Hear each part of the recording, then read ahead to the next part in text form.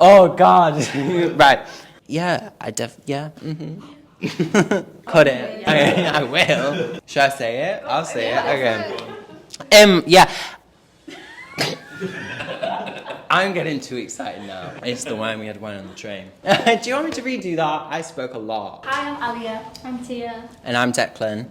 So we came across your Instagram and your TikTok feed and we absolutely loved it. Thank you. We really like how you embrace like your sexuality and just who you are. So today we want to like talk about that to you and learn a bit more. Great. So yeah, can you just tell us about yourself? My name's Declan. I'm 20 years old and I'm from Doncaster. What is your sexual orientation? Yep, so I am gay, plain old gay. I'm a man that likes other men. Simple as that. And when did you like discover your sexuality? Weird as this might sound, probably the first sign of it was when I was like 4 or 5 at school. It was when I first joined primary school and there was twins in the year above me. They were identical twins, but one of them looked slightly different. And I knew them in my head. I never said this out loud, but in my head, one of them was the hot twin and one of them was the other twin. At the time, I determined them differently in my head. And what was it like in high school and things, like exploring your sexuality? In secondary school, it was pretty non-existent. I don't know if you remember the app Yubo or Yellow. Oh my God, yeah. That's kind of how I experimented online. Nothing in person, nothing to anyone I knew. I was very quiet, reserved kid at the back of the class. So even though everyone knew, I didn't know in my brain properly. So really on Yubo. Do you believe there's a stigma around the whole thing, like different sexualities and that? Yeah, I definitely think there's a stigma around being gay, bisexual, trans, whatever. I know people who are very masculine and, you know, you wouldn't expect them to be gay or anything at all. And then the moment they do come out as not straight, they lose friends, their family members don't want to get in contact with them. So I do definitely think there's a stigma. You could say gay people dress differently. Most of them don't, but then there's people like me that it's apparent I'm gay. People might see me and treat me differently. I know that's for definite in pubs, in clubs, in trains and transport. But I don't think that's just because of sexuality. I think that's of humans in general judging people for how they look, whether it's their skin colour, sexuality, religion, whatever. I do think it's a bit of a issue in general. Yeah, and do you think like it's getting better or do you think it's still...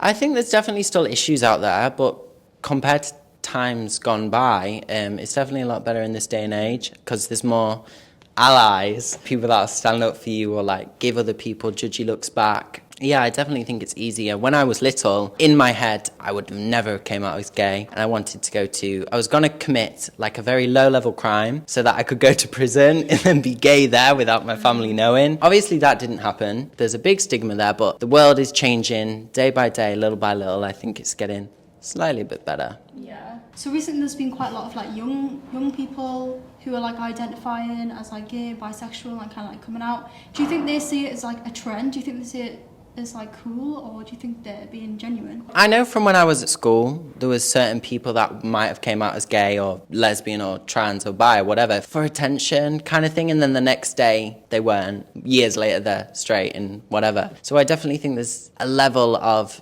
popularity. I think there's a lot of queer baiting and more gay baiting out there, but then it's wrong to stereotype something as being gay, whether it's a dance or a makeup or clothes, whatever. But I do think some people might hop on it as a trend, but it's quickly dropped. I think definitely in the summer of 2020 when TikTok and everything was popping off, there was a lot of people that may have hashtag gay hashtags when they weren't for views and attention. And I don't necessarily see that as something bad because it's showing you to a load of more people that might not have came across your content. But I do think it's a bit misleading in terms of there may be some people that might think they have a chance with this person and they actually don't. So I think in terms of that kind of things, why do it? And I've heard like people maybe who are gay, they might say that they're bisexual just to like, you know, spice it up a little bit. Yeah, maybe just, I don't know why, but maybe to spice up or, you know, to ease into that community. Like, what do you think about that? Yeah, so I know a lot of people. I mean, I came straight out as gay because like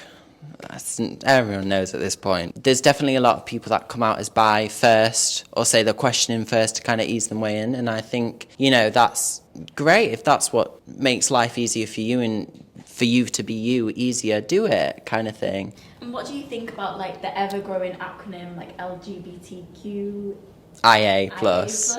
Sorry. Yeah, do you think it's helping or hindering people? Personally, I think this is going to be a little bit of a controversial thing. You know, it's very important that people are recognised and heard and understood and feel like they're recognised. In terms of the actual acronym LGBTQIA+, you know, I'm happy with it being what it is now, but that's because it caters for me. There'll be people out there that don't feel catered to. The acronym is really about inclusivity and people feel heard and recognised, and I think it's very important. I think there's a lot of jokes about it being like alphabet army and letters added on, and even though, you know, like I'm the second letter of it, I'm catered for, I'm fine, so I'm not bothered by it. It doesn't impact me in my daily life. I think if people, they can keep adding letters on if people are feeling recognised and heard. So now let's talk about a bit about your love life. Yes. Do you have a boyfriend? I do have a boyfriend. Okay.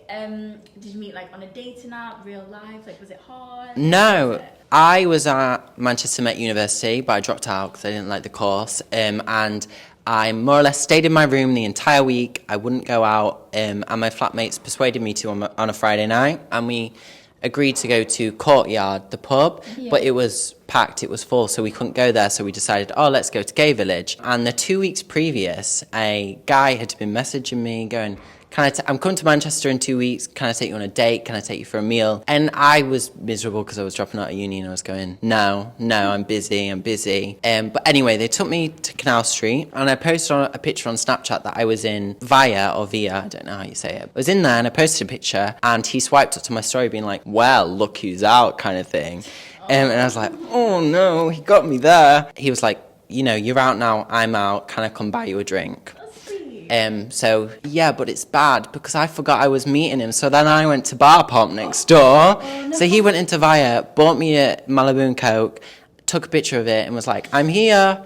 And I was in the pub next door. So he came round and we, you know, hit it off. And then 2 years later we're still together. Initially we did meet from him following me on TikTok. Mm-hmm. That's how the contact was there. But I didn't really recognise him until we met in person. And I was like, oh yeah. I see it now. So would you say like it wasn't that difficult to meet people, like to meet someone? It's very difficult to meet someone if you're gay. I'll speak for being gay, but it's very difficult to date in the gay community because there's all these tribes of like twink and like bear and otter and mask and whatever. It's just ridiculous. I do think that's one bit that I'm like, okay, you do you. It's like, I don't know, I think everyone, like on Love Island when they go on and they're like, what's your type? I don't have a type. You have an initial type of person you're attracted to physically, but for me it's really about the person. That sounds so stupid, but like, do you know what I mean? Yeah, definitely. Being gay, it's very much cutthroat of I'm attracted to otters, so like big hairy men or like twinks.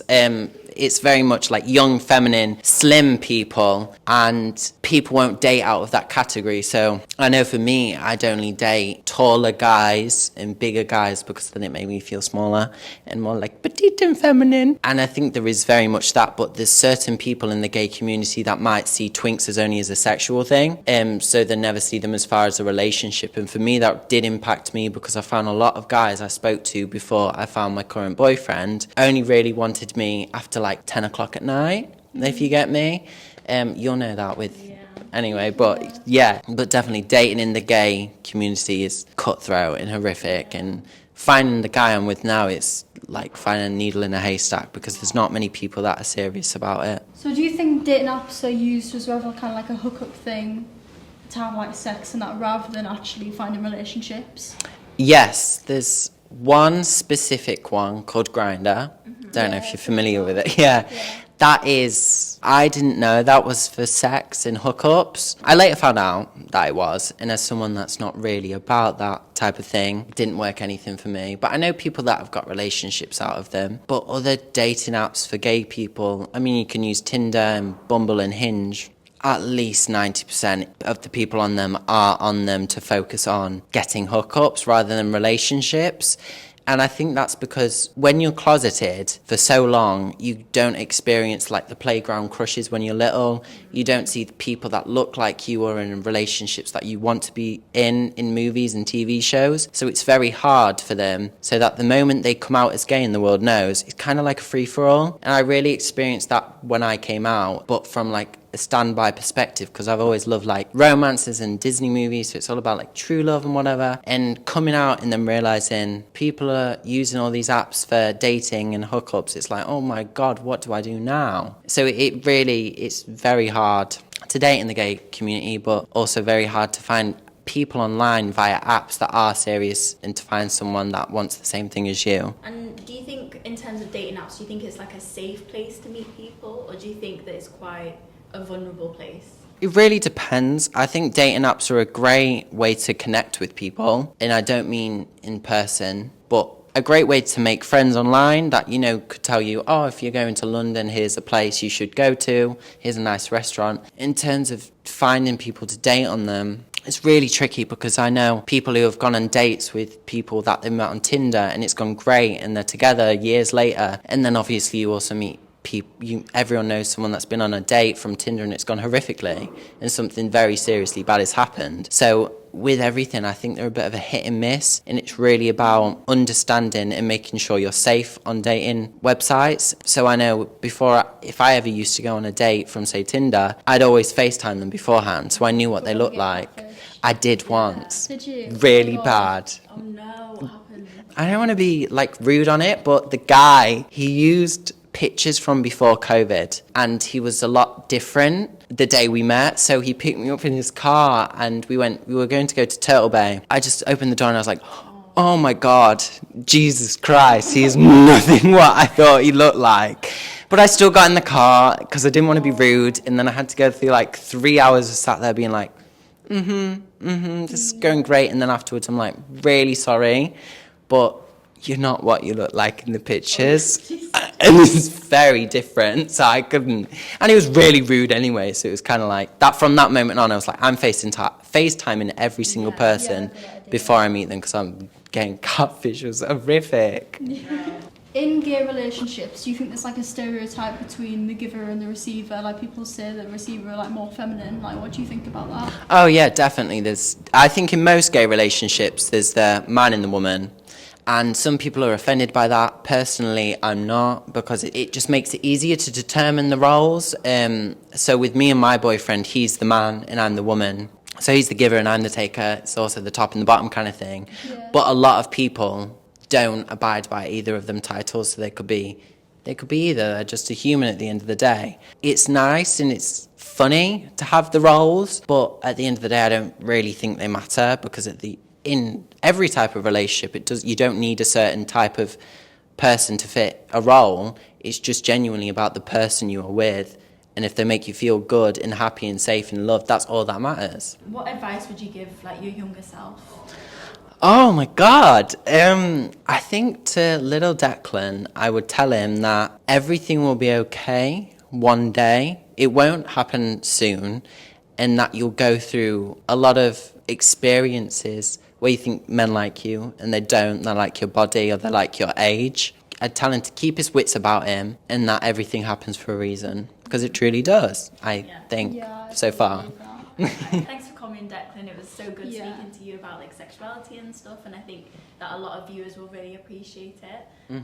So yeah, thanks for watching, everyone. Well, thank you very much for having me. I've really enjoyed it. Of course. Yes. Yes. Yes. Bye.